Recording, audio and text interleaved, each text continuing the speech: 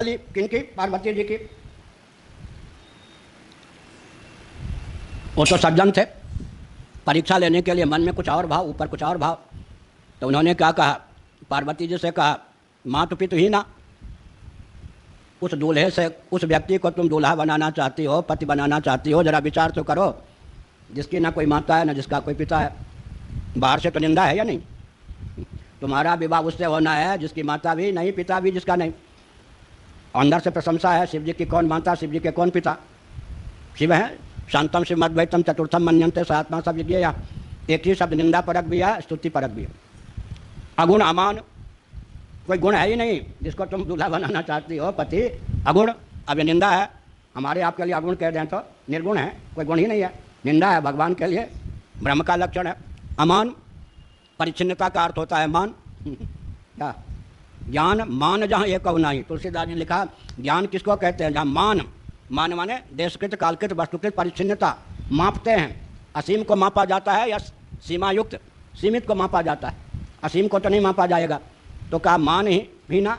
अब यह अंदर से प्रशंसा है, बाहर से निंदा है। ऐसे ही उधर अमंगल वेश में रहते हैं, तो मंगल की राशि है, अमंगल उनके लिए क्या करेगा? उनके लिए अमंगल भी मंगल है। क्या? भगवान शिव जिसको छू दें वही मंगल हो जाता है। अरे भगवान श्री कृष्ण का जिस काल में आविर्भाव हुआ वो काल बढ़िया था, या भगवान श्री कृष्ण का आविर्भाव हुआ इसलिए काल बढ़िया हो गया? चैत्र शुक्ल नवमी राम जन्म, वो तो ठीक है। क्या? चैत्र मास से वर्षारंभ होता है, शुक्ल पक्ष नवमी तिथि, बीच की तिथि है ना नवमी तिथि, बहुत बढ़िया है। अब भगवान श्री कृष्ण का जन्म देखिए।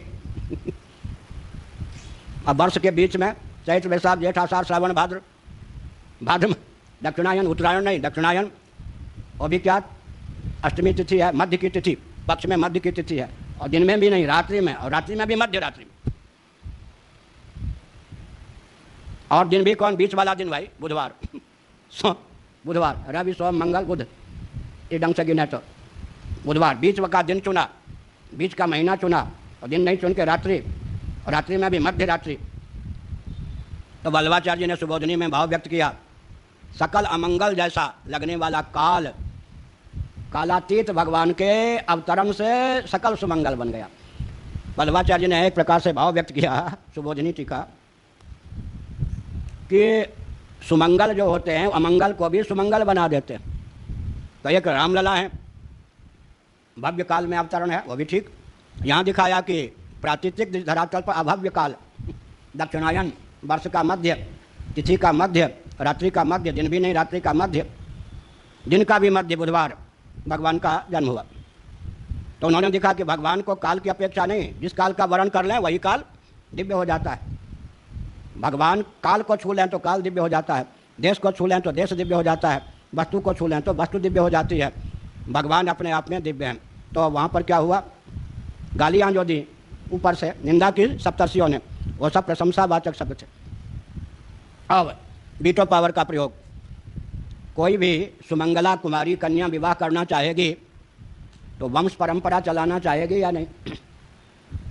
अब उसे कह दें कि जिनसे शादी करना चाहती हो, उसे कह दें जिससे विवाह करना चाहती हो, उसके जीवन में तो काम नामक चीज़ ही नहीं है, काम को मार चुका है, जला चुका है। सीधा अर्थ क्या होता है?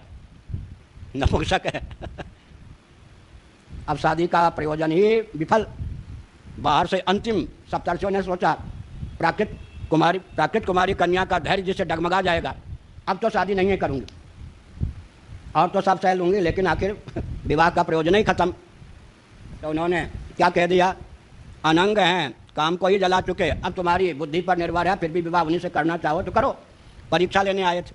पार्वती जी ने कहा इससे बढ़िया और कौन पति होगा, काम होगा तो मुझे चाहिएगा, मुझसे भी जो निरपेक्ष होगा वही तो पति होने योग्य होगा, और निर्गुण होगा वो तो ब्रह्म ही होगा। क्या? और अमंगल के बीच में मंगल होकर रहेगा वो तो परमात्मा ही होगा। पार्वती जी का धैर्य विचलित नहीं हुआ। तो सप्तर्षियों ने जो बाहर से शिव जी की निंदा की, वो निंदा परक जितने शब्द थे वो प्रशंसा परक सिद्ध होते या नहीं?